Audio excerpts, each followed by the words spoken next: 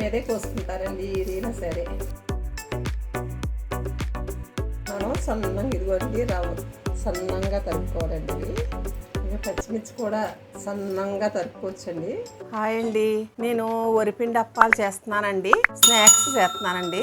ఏమేం కావాలో అప్పాలకే నేను చెప్తున్నానండి.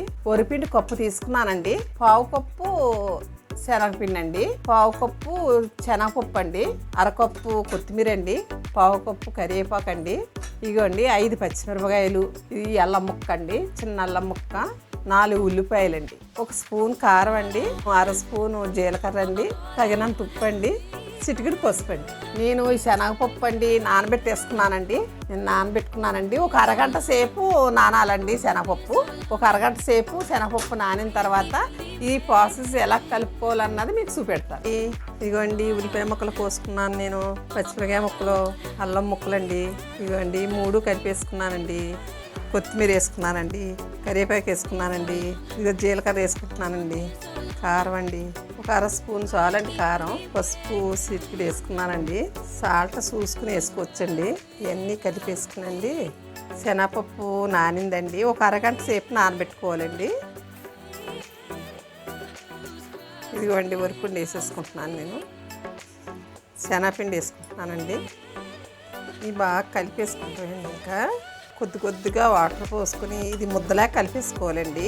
ఇదిగోండి ఇలా ముద్ద కింద కలిపేసుకుని నేను ఒక పక్కన పెట్టుకుని ఎలాగ వేయాలన్నది మీకు చూపెడతానండి. వేయించుకుంటున్నానండి. నేను ఇప్పుడు పెట్టుకున్నానండి, ఆయిల్ పోసుకుంటానండి. అరిటాకు మీద చేసుకుంటున్నానండి. చక్కెరలు కొంత తడి చేసుకుంటే చాలండి. పండిన ఆకు ఉందండి, చేసుకోవాలండి. ఎంత చేసుకుని మనకి ఇష్టమైనంత పెద్దది చేసుకోవాలంటే పెద్దది చేసుకోవచ్చండి, చిన్నగా చేసుకోవాలన్నా చిన్నగా చేసుకోవచ్చు. స్నాక్స్ కింద బాగుంటాయండి. ఇంకేమన్నా తోటకూర వేసుకోవచ్చండి, పాలకూర వేసుకోవచ్చండి, ఆకుకూరలు ఏమన్నా వేసుకుని ఇలా చేసుకోవచ్చండి. కాగిందండి నూనె, నేను స్లోగా తీసుకొని దీని మీద అలా వేసుకోవాలండి.